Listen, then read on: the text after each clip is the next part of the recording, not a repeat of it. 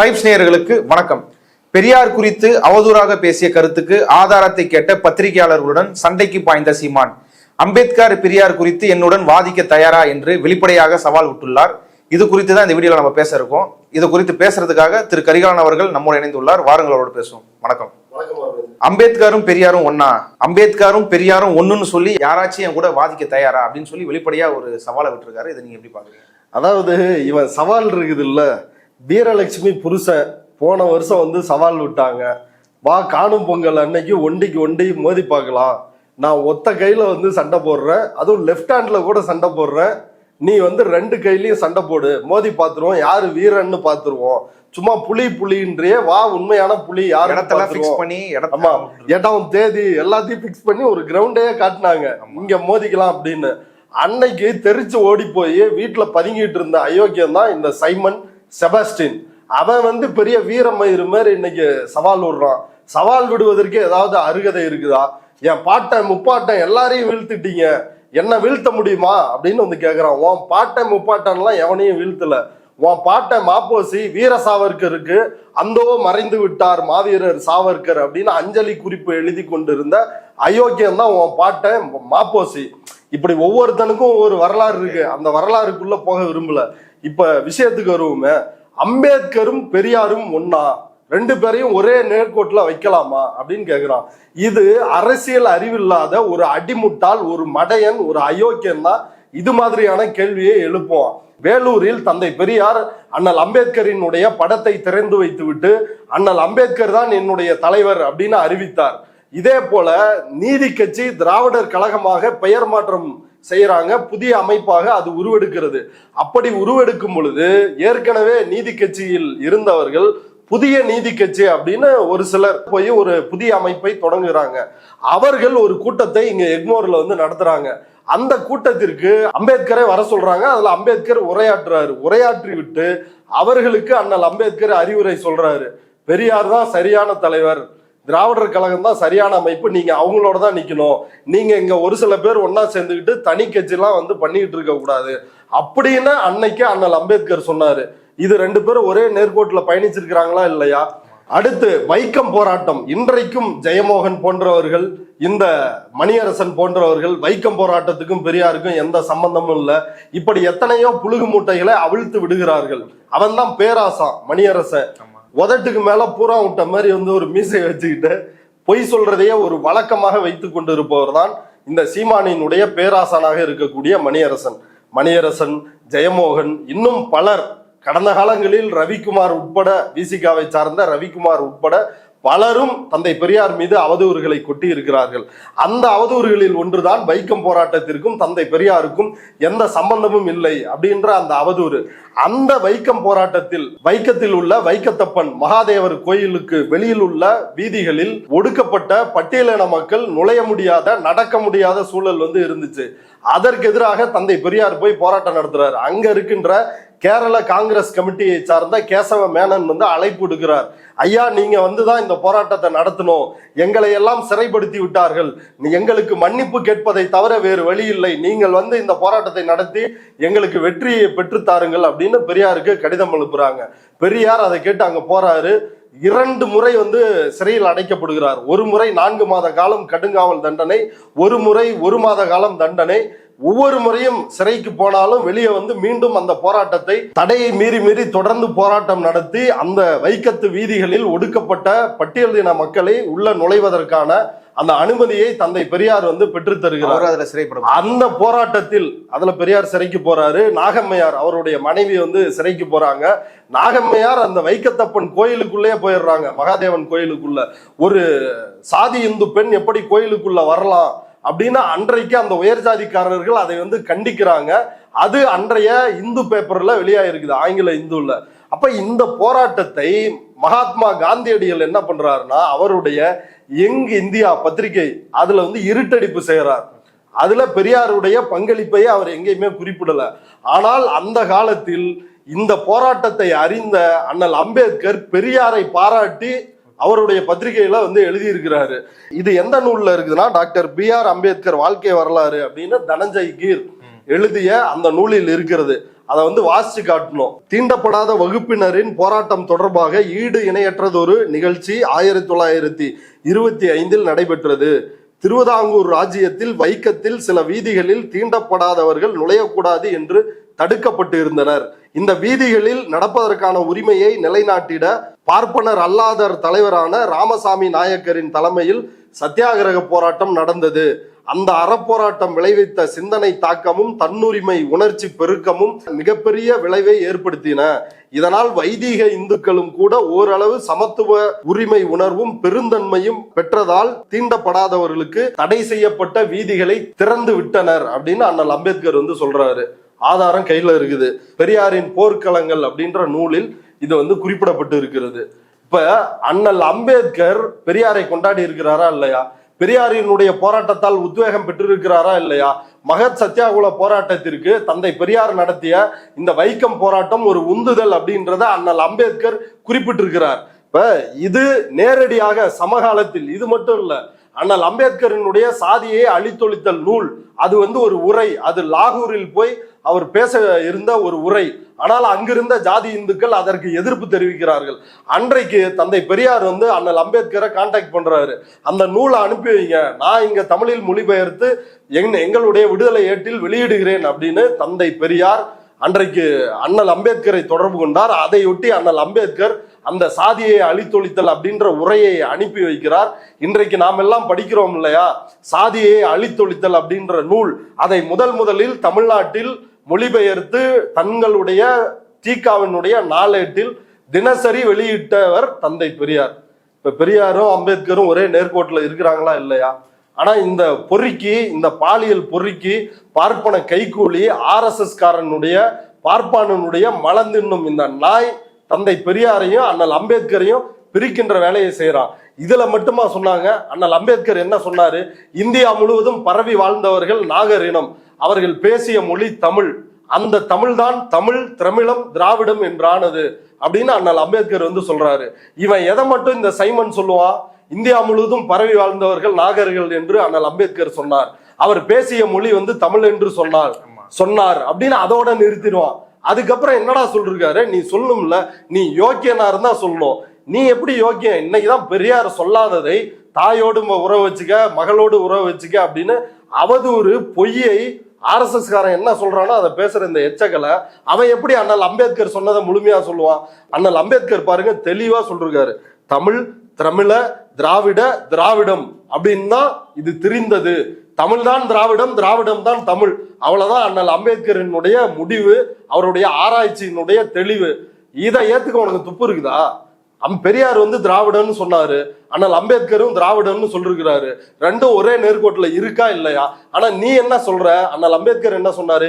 India முழுவதும் தமிழர்கள் தான் நாகர்கள் தான் பரவி வாழ்ந்தார்கள்ன்றாரு. ஆனா நீ என்ன சொல்ற?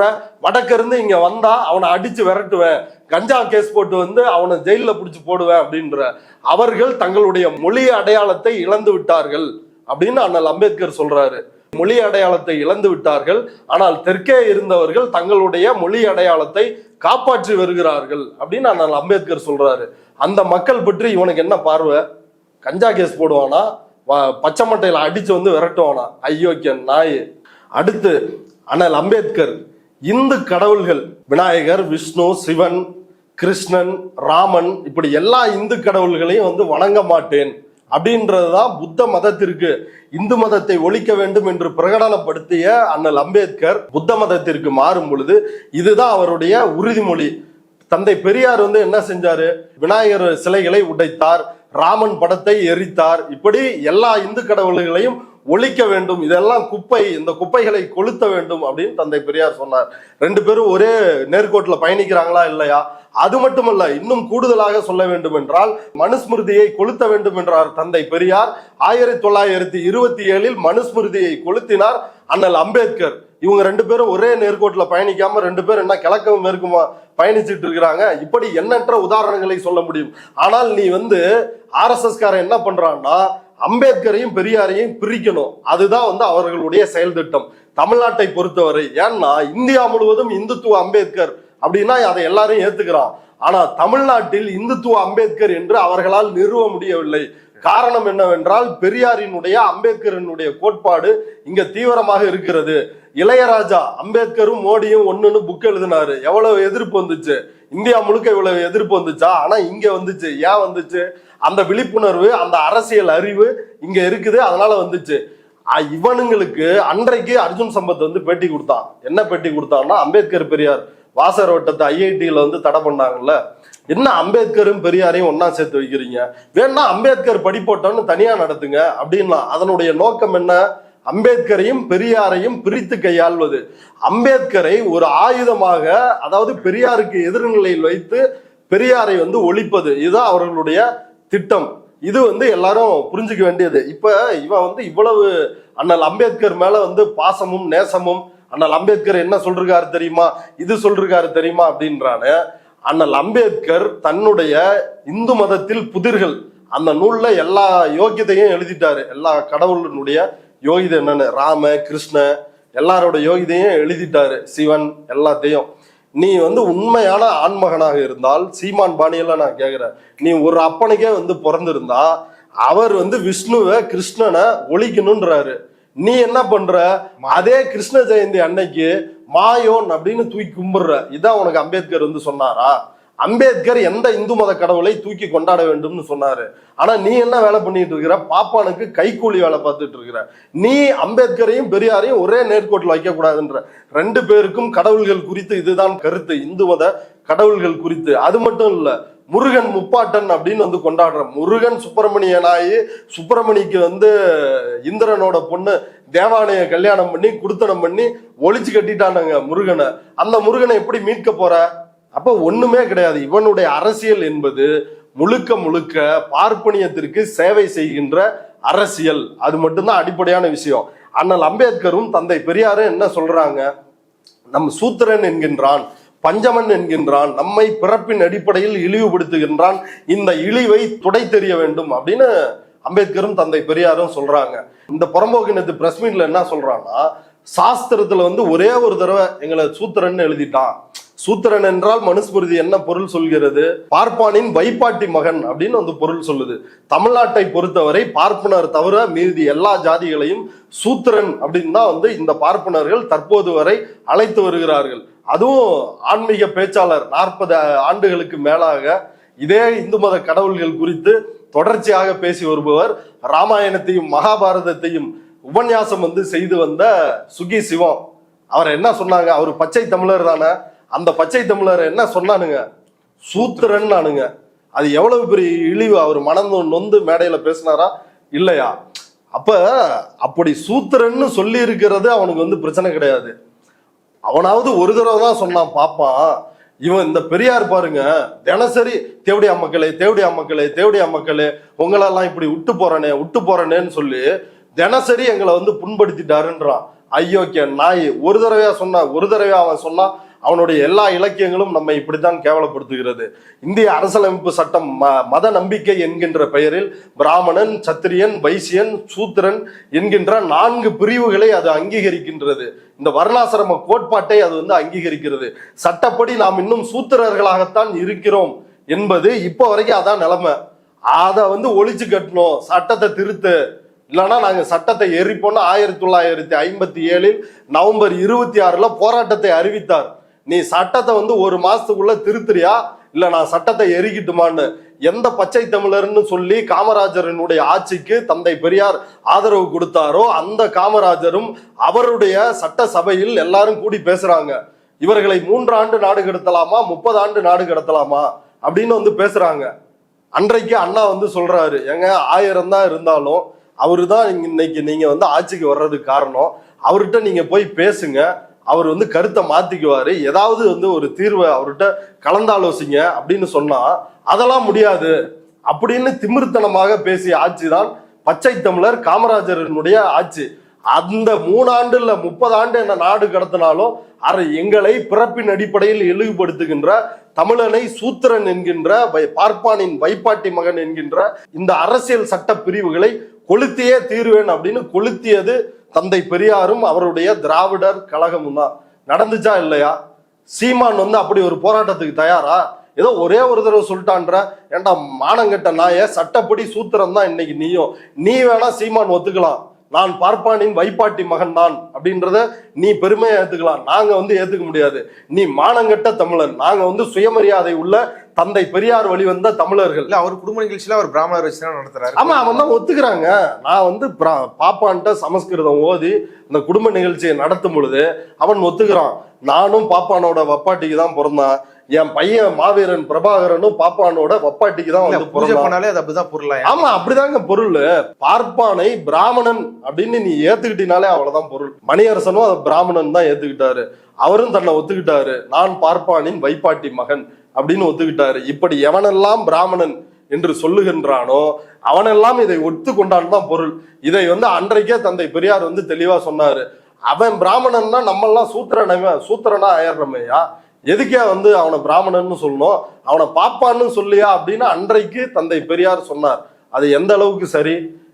இவனோட நோக்கம் ஒன்னே ஒண்ணுதாங்க, தமிழை காட்டுமிராண்டி மொழி என்று விட்டார் பெரியார், தமிழை சனியன் என்று சொல்லிவிட்டார், தமிழை இப்படி சொல்லிவிட்டார். ஆமா, பெரியார் சொன்னார். எதுக்காக சொன்னாரு? சிவன், விஷ்ணு, ராமன் இது போன்ற கடவுள்களை வணங்கக்கூடாது, இந்து மத கடவுள்களை அப்படின்னு சொன்ன அண்ணல் அம்பேத்கர் எந்த மதத்திற்கு மாறினார்? புத்த மதத்திற்கு மாறினார். தந்தை பெரியார் என்ன சொன்னாரு? புத்தரை, அவருடைய வழியை நீங்கள் பின்பற்றணும் அப்படின்னு சொன்னார். கூட்டம் போட்டார், கூட்டமாக போய் எல்லா இடத்துலையும் பேசினார். அந்த புத்தரினுடைய பிறந்த நாளில் தான் விநாயகர் சிலை உடைப்பு போராட்டத்தையே தந்தை பெரியார் நடத்தினாரு. இப்ப இந்து ஒற்றுமை இல்லையா? இப்படி 1000 விஷயங்களை நம்மளால அடுக்க முடியும். ஆனா இந்த அயோக்கியன் இவர்கள் இருவரையும் பிரிக்கின்ற அந்த பார்ப்பன கைக்கூலிகளுக்கான வேலையை செய்கின்றான். அம்பேத்கர் பெரியார் குறித்து BBC தமிழ்ல தோழர் ஆதவன் தீச்சன்யா ஒரு கட்டுரை எழுதியிருக்கிறாரு. அதுல மிக முக்கியமான ஒரு செய்தியை அவர் குறிப்பிட்டு எழுதியிருக்கிறாரு. இது அன்றைக்கு திராவிடர் கழகத்தால் நடத்தப்பட்ட ரிவோல்ட் இதழ்ல பதிவாயிருக்குது. ஆய்வாளர் SV ராஜதுரையும் அவருடைய நூலில் இதை குறிப்பிட்டிருக்கிறாரு. அந்த செய்தி என்னன்னா, ஜல்கவோன் என்னும் இடத்தில் 29/5/1929 அன்று மத்திய மாகாணங்கள் பேரார் தாழ்த்தப்பட்டோர் மாநாட்டில் அண்ணல் அம்பேத்கர் ஆற்றிய உரையை பம்பாயில் சுயமரியாதை முழக்கம் என்னும் தலைப்பில் குடியரசு வெளியிட்டது. 16/6/1929 அன்னைக்கு வெளியிட்டிருக்கிறாங்க. அம்பேத்கர் நிறுவிய சமாஜ் சமதா சங், அதாவது சமுதாய சமத்துவ சங்கம், மராத்தியில் உள்ள சிட்டகைனில் நடத்திய முதல் மாநாட்டில் அம்பேத்கர் ஆற்றிய தலைமை உரையின் மிகச் செறிவான சுருக்கம் ஆங்கிலத்திலும் தமிழிலும் மேற்சொன்ன ஏடுகளில் வெளியிடப்பட்டது. அதாவது திகாவோட அதிகாரப்பூர்வ பத்திரிகைகளில் வெளியிடப்பட்டது. அந்த மாநாட்டை பெரியாரின் சுயமரியாதை இயக்கம் முதல் மகாராஷ்டிர சுயமரியாதை மாநாடு என்று வர்ணித்தது அப்படின்னு குறிப்பிடுறாரு. அது மட்டும் இல்லாமல் அதே ஆண்டு தொடக்கத்தில் தான் சென்னை மாகாண முதல் சுயமரியாதை மாநாடு நடைபெற்றது. சமாஜ் சமதா சங் முதல் மாநாட்டிற்கு தென்னிந்திய சுயமரியாதை இயக்கத்தின் பிரபல தலைவர் ஈவே ராமசாமி அனுப்பிய வாழ்த்து தந்தியும் கடிதமும் அங்கு படிக்கப்பட்டது. அந்த மாநாட்டுக்கு பெரியார் வாழ்த்து கடிதம் அனுப்புகிறாரு, அதையும் அங்க படிக்கப்பட்டிருக்குது. இப்ப இந்த செய்தியிலிருந்து தெரியறது என்னன்னா, ஒருவருக்கு ஒருவர் அன்றைக்கே அறிமுகமாகி இருக்கிறார்கள். இவர் நடத்துகின்ற போராட்டத்திற்கு அவர் வாழ்த்து தெரிவித்திருக்கிறார், அவர் நடத்துகின்ற மாநாட்டிற்கு இவர் வாழ்த்து தெரிவித்திருக்கிறார். ஒரு நெருங்கிய நண்பர்களாக இருந்திருக்கிறாங்க. இந்திய விடுதலை போராட்டம் உச்சகட்டத்தில் நடந்து கொண்டிருந்த அந்த காலகட்டத்தில் இந்திய விடுதலை குறித்து தந்தை பெரியாருக்கும் அண்ணல் அம்பேத்கருக்கும் ஒரே கருத்து தான் இருந்துச்சு. வெள்ளைக்காரன் போயிட்டா இந்த நாட்டுல என்ன ஜாதி ஒழிஞ்சிருமா? வெள்ளைக்காரன் போயிட்டா இந்த நாட்டில் இந்தியர்கள் கையில் அரசாட்சி வந்தால் ஒடுக்கப்பட்ட மக்களுக்கான இந்த சாதிய குடிமைகள் ஒளிந்து விடுமா, ஊரும் சேரியும் ஒன்றாகி விடுமா அப்படின்றது அண்ணல் அம்பேத்கரினுடைய கேள்வியாக அன்றைக்கு இருந்தது. காந்தியோடு தொடர்ச்சியாக இது போன்ற வாத பிரதிவாதங்களை முன்வைத்து தொடர் விவாதங்கள் நடந்து வந்தது. இப்ப அந்த டைம்ல அண்ணல் அம்பேத்கர் தந்தை பெரியார் பற்றி ஒரு கருத்தை சொல்லிருக்கிறாரு, மிக முக்கியமான கருத்து. அண்ணல் அம்பேத்கரையும் தந்தை பெரியாரையும் எதிரெதிராக நிறுத்துகின்ற இந்த சைமன் செபாஸ்டின் போன்ற பார்ப்பன கைக்கூலிகளுக்கும் RSS அடிவருடிகளுக்கும் அன்றே அண்ணல் அம்பேத்கர் தன்னுடைய எழுத்துக்கள் மூலமாக பதிலடி கொடுத்திருக்கிறாரு. என்ன சொல்றாரு அப்படின்றத வாசித்து காட்ட வேண்டிய ஒரு அவசியம் இருக்குது. சுயராஜ்யம் என்பது ஜாதி இந்துக்களுடைய ஆட்சியின் கீழ் தீண்டத்தகாத மக்களுக்கு அமைய போகும் மற்றொரு வகையான அடிமைத்தனம் என்பதே தீண்டத்தகாத மக்களுடைய தலைவர்கள் சிலரின் அச்சம் அது இன்னொரு அடிமைத்தனமான ஆட்சியா தான் இருக்க போகுது அப்படின்றாரு. ஆனால் தேச தலைவர்கள் என்று சொல்லப்படும் சிலர் அது ஆதாரமற்ற அச்சம் என்று வாதிடுகிறார்கள். சுயராஜ்யம் வந்துவிட்டால் தீண்டாமை பழங்கதையாகிவிடும். மிக குறுகிய காலத்தில் இந்திய சமூக பரப்பிலிருந்தே அது காணாமல் போய்விடும் என்பதாக சொல்லுகிறார்கள். அன்னைக்கு காணாமல் போயிடும் சொல்றாங்க, ஆனா இன்னைக்கு வரைக்கும் காணாம போயிருச்சா? இருக்குது. இது போன்று வாதிடும் தலைவர்களை அண்மையில் சென்னையில் கூட்டப்பட்ட சமூக மாநாட்டின் தலைமை உரையின் வழியாக திரு ராமசாமி நாயக்கர் அவர்கள் கடுமையாக சாடுகிறார். திரு ராமசாமி நாயக்கர் சிறந்த சுதந்திர போராட்ட வீரர். இது அண்ணல் அம்பேத்கர் சொல்றாரு. தன் சிந்தனையிலும் செயலிலும் காந்தியத்தை கொண்டிருந்தாலும் சமூக மாற்றமே இந்தியாவின் முதன்மையானது என்பதை உறுதியாக நம்புகின்றவர். அவருடைய தலைமை உரையில் அவர் பின்வருமாறு குறிப்பிடுகிறார் அப்படின்னு பெரியார் என்ன சொல்றாரோ அதை அம்பேத்கர் கோட் பண்ணி பேசுறாரு. இந்த நாட்டில் ஒரு வகுப்பை சார்ந்த மக்கள் இருக்கிறார்கள். அவர்களுக்கு பொதுச்சாலையில் நடக்க அனுமதி இல்லை. கோயிலுக்குள் நுழைந்து கடவுளை வழிபட அனுமதி இல்லை. பொது கிணறுகளிலும் பொது குளத்திலும் தண்ணீர் எடுப்பதற்கு அவர்களுக்கு அனுமதி இல்லை. இது போன்ற ஒரு நாடு பூகம்பத்தினாலோ பொங்கும் எரிமலையினாலோ கடலில் மூழ்கடிக்கப்பட்டு அழிந்து போவதே நல்லது. கடவுள் மட்டும் கருணை உள்ளவர் என்பது உண்மையானால் எப்போதோ இந்த நாட்டை இல்லாமல் அழித்திருப்பார். இப்படிப்பட்ட ஒரு நாட்டில் எந்தவித வெட்கமும் இல்லாமல் எப்படி வெள்ளையரிடமிருந்து விடுதலையும் முழுமையான சுதந்திரத்தையும் கோர முடிகிறது அப்படின்னு பெரியார் குறிப்பிட்டதை எழுதுறாரு. அது மட்டும் இல்லாமல் அது தொடர்ந்து போகுது. சில அரசியல்வாதிகள் சுயராஜ்யம் வந்துவிட்டால் தீண்டாமை என்பது ஒளிந்து பழைய கதையாகிவிடும் என்கிறார்கள். அவர்களுக்கு என்னுடைய பதில், தீண்டாமை என்ற இந்த கொடூரமான வழக்கம் பிறந்ததற்கும் தொடர்ந்து உயிர் வாழ்வதற்கும் காரணமே இந்த நாட்டை ஆண்ட தர்மராஜா, ராமராஜா, ஹரிச்சந்திர ராஜா போன்றவர்களும் பல ஆண் கடவுள்களும் பெண் கடவுள்களும் தான். இப்படி இருக்க அதே அரசர்களும் அவர்களின் அரசாங்கங்களும் மீண்டும் சுயராஜ்யம் என்ற பெயரில் அமையும் என்று சொன்னால் அப்படிப்பட்ட சுயராஜ்யத்தில் தீண்டத்தகாத மக்களின் நிலை எப்படிப்பட்டதாக இருக்கும் என்பதை நன்றாக கற்பனை செய்து கொள்ளுங்கள். இது வரைக்கும் பெரியார் சொன்னதை கோட் பண்ணிருக்கிறாரு. அடுத்து அண்ணல் அம்பேத்கர் சொல்றாரு, மேற் சொல்லப்பட்ட கருத்து தீண்டத்தகுந்த மக்களின் சுயராஜ்யம் பற்றிய தீண்டத்தகாத மக்கள் கொண்டிருக்கும் அச்சமானது ஒதுக்கிவிடக்கூடிய ஒன்று அல்ல என்பதை தெளிவாக விளக்குகிறது. அதாவது சாதி இந்துக்களுக்கும் ஒடுக்கப்பட்ட மக்களுக்கும் இந்த டிஃபரன்ஸ் குறிப்பிடுறாரு. இது தீண்டத்தகுந்த மக்களுடைய சுயராஜ்யத்தில் தீண்டத்தகாத மக்களுடைய நிலை பற்றி ஆக சிறந்த தலைவரும் நாட்டுப்பற்றாளருமான ராமசாமி நாயக்கர் அவர்கள் கொண்டிருந்த ஐயப்பாடு. இதை விட வேற ஏதாவது வேணுமா சர்டிபிகேட்? அவர் இவர் உயர்வா தான் பேசுறாரு. ஆமா, உயர்வா பேசுறாரு. நாட்டுப்பற்றாளர், சிறந்த தலைவர் அப்படின்னு அண்ணல் அம்பேத்கர் தந்தை பெரியாரை பாராட்டுகிறார். அதே போல அண்ணல் அம்பேத்கரை என்னுடைய தலைவர் அப்படின்னு தந்தை பெரியார் வேலூரில் நடந்த படத்திறப்பு விழாவில் அறிவிக்கின்றார். உண்மையை சொன்னால் தீண்டத்தகாத மக்களுக்கும் சுயராஜ்யம் என்பது அவசியம்தான். சுயராஜ்யம் அமைய வேண்டும் என்று அவர்கள் விரும்புவதற்கும் அதை எதிர்நோக்கி இருப்பதற்கும் அனைத்து நியாயங்களும் இருக்கின்றன. ஆனால் மனிதன் கொள்ளாத தங்களின் உரிமைகளை உரிய வண்ணம் பாதுகாக்கக்கூடிய ஒரு சுயராஜ்யத்தை அவர்கள் கோருகிறார்கள் அப்படின்னு அண்ணல் அம்பேத்கர் அதுல முடிக்கிறாரு. இது பாபா சாஹேப் அம்பேத்கர் டிசம்பர் 21, 1928 எழுதியது. இதை விட அம்பேத்கரும் பெரியாரும் ஒரே நேர்கோட்டில் பயணிச்சிருக்கிறாங்க, சிந்திச்சிருக்கிறாங்க அப்படின்றதுக்கு இந்த பார்ப்பன கைக்கூலி சைமனுக்கு வேற ஏதாவது ஆதாரம் வேண்டுமா? இன்னும் ஒரு படி மேல போய் இன்னொரு விஷயத்த சொல்றேன். பூனா ஒப்பந்தம், அதாவது தனி தொகுதி இரட்டை வாக்குரிமை, இதுக்கான பிரச்சனை நடந்துட்டு இருக்குது. காந்தி உண்ணாவிரதம் இருக்கிறாரு. அப்ப அந்த நேரத்தில் தந்தை பெரியார் இந்தியா முழுவதும் காந்திக்கு ஆதரவாகவும் அண்ணல் அம்பேத்கருக்கு எதிராகவும் போராட்டம் நடக்குது. காந்தி செத்தாருன்னா அதுக்கு அம்பேத்கர் தான் காரணம் அப்படின்ற அளவுல ஒரு பிரச்சனையே எடுத்துட்டு போறானுங்க, இரட்டை வாக்குரிமை பிரச்சனையில. அப்போ தந்தை பெரியார் அன்றைக்கு அண்ணல் அம்பேத்கரே அப்ப சிந்திக்கிறாரு, இப்படி நாம போய் ஒரு சமரசத்திற்கு காந்தியோடு வராவிட்டால் நம்முடைய சேரியில் வாழ்கின்ற நம்முடைய மக்களினுடைய வாழ்வாதாரம் அளிக்கப்படும், அவர்களுடைய நிலை என்னவாகும், இந்த ஜாதி இந்துக்கள் சும்மா விடுவார்களா அப்படின்ற அச்சம் அவருக்கு இருக்குது. அப்ப தென்னாட்டிலிருந்து தந்தை பெரியார் கடிதம் எழுதுறாரு. அங்க போனா காந்தியோட ஒரு உயிர், ஆனா நீங்க கோடிக்கணக்கான இந்த பட்டியல் சமூகத்து ஒடுக்கப்பட்ட மக்களினுடைய பிரச்சனையை நீங்கள் நினைத்து பாருங்கள், காந்தியோடு சமரசத்திற்கு போகாதீர்கள், அந்த ஆளு செத்தா சாகட்டும் அப்படின்னு கடிதம் கொடுத்தவர் தந்தை பெரியார். இதை விட 2 மனிதர்களும் ரெண்டு மாபெரும் தலைவர்களும் இவர்கள் இருவருமே ஒரு நாணயத்தின் இரண்டு பக்கங்கள். இந்து மதத்தை ஒழிக்க வேண்டும் அப்படின்றதுல உறுதியோடு சாதியை ஒழிக்க வேண்டும் என்பதில் எந்த எல்லைக்கும் போக தயாராக இருந்த இருபெரும் தலைவர்கள். இந்த தலைவர்களை நீ ஒரே நேர்கோட்டில் வைக்க கூடாது. முடிஞ்சா அம்பேத்கரிஸ்ட் வா, முடிஞ்சா பெரியாரிஸ்ட் வா அப்படின்ற நான் சவால் விடுறேன்.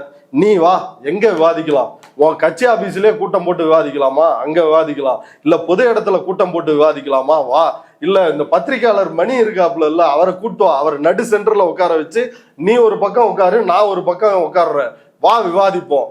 பெரியாரும் அம்பேத்கரும் ஒரே நேர்கோட்டில் வைக்கணுமா கூடாதா அப்படின்றத அங்க முடிவு செய்வோம். இதை விட நிறைய ஆதாரங்கள் இருக்குது. அந்த ஆதாரங்களோடு நான் வர்றேன். முடிஞ்சா வா விவாதிப்போம், அதுல பேசிக்கலாம். அம்பேத்கர் இந்தியாவினுடைய முரண்பாடா எதை வச்சாரு? ஜாதியை வைத்தார். ஆரிய எதிர்ப்பு, பார்ப்பன எதிர்ப்பை வைத்தார். தந்தை பெரியார் எதை வைத்தாரு? அவரும் ஆரிய எதிர்ப்பு, பார்ப்பன எதிர்ப்பை வைத்தார். பார்ப்பனர்களை தந்தை பெரியாரை விட கொடூரமா அட்டாக் பண்ணாரு அண்ணல் அம்பேத்கர். அறிவு விபச்சாரிகள் அப்படின்னு சொன்னாரு. இன்டலெக்சுவல் பிராஸ்டியூட்ஸ் அப்படின்னு அண்ணல் அம்பேத்கர் சொன்னார். ஆரிய கலாச்சாரம் என்பது திறந்த வெளியில் புணர்ந்து கொண்டு இருக்கின்ற ஒரு அருவருப்பான அசிங்கமான கலாச்சாரம் அப்படின்னாரு. இன்னும் இந்து மதத்தில் உள்ள ஆபாசங்களை எல்லாம் எழுதிவிட்டு இதற்கு மேல் என்னால் ஆரியர்கள் குறித்து எழுத முடியாது, நீங்களே படித்து தெரிந்து கொள்ளுங்கள், அத்தனை ஆபாசங்கள் நிறைந்திருக்கிறது அப்படின்னு சொன்னாரு. அந்த ஆபாசங்களை எல்லாம் எப்படி அண்ணல் அம்பேத்கர் வடநாட்டில் அதை பிரச்சார செய்து அம்பலப்படுத்தினாரோ அதே போல தென்னாட்டில் வீதிக்கு வீதி, தெருவுக்கு தெரு போய் உட்கார்ந்து அம்பலப்படுத்தினாரு. அந்த ஆபாச குப்பைகளை எரிக்கணும்னு சொன்னாரு. இதுல உனக்கு என்ன பிரச்சனை? நீ செய்வியா? நீ தயாரா? தமிழனை இழிவுபடுத்துகின்ற, தமிழ் மக்களை இழிவுபடுத்துகின்ற இந்த வேத ஆபாச புராண குப்பைகளை நீ எரிக்க வருவியா? தந்தை பெரியார் எரிச்சாரு, உனக்கு தயாரா? நீ தில்லு இருக்குதா உனக்கு? மனுஸ்மிருதியே அண்ணல் அம்பேத்கர் எரிச்சாரு. நீ அம்பேத்கர் வழியை பின்பற்றுறவன் தானே? பெரியார் வழியை விட்டுரு, நீ ஏத்துக்க மாட்ட, நான் எனக்கு அம்பேத்கர் தான் அப்படின்ற. நீ எரிச்சு பாரு, நீ சரியானவனா இருந்தா எரிச்சு காட்டு. இது ஒரு பக்கம். இன்னொன்னு, இவனுக்கு அம்பேத்கர் பெரியார் குறித்து என்ன கருத்து அடிப்படையிலேயே அது ரொம்ப முக்கியமா இல்லையா? தன்னுடைய ரத்தத்திற்கு பிறக்காதவர்கள், அவர்கள் உடலில் தமிழ் ரத்தம் ஓடவில்லை. அம்பேத்கர் மகாராஷ்டிராவில் பிறந்த ஒரு மகர் ஜாதியை சார்ந்தவர். தந்தை பெரியார் தமிழ்நாட்டில் பிறந்த ஒரு கன்னடர். இவர்கள் இருவரினுடைய உடம்பிலும் தமிழ் ரத்தம் ஓடவில்லை.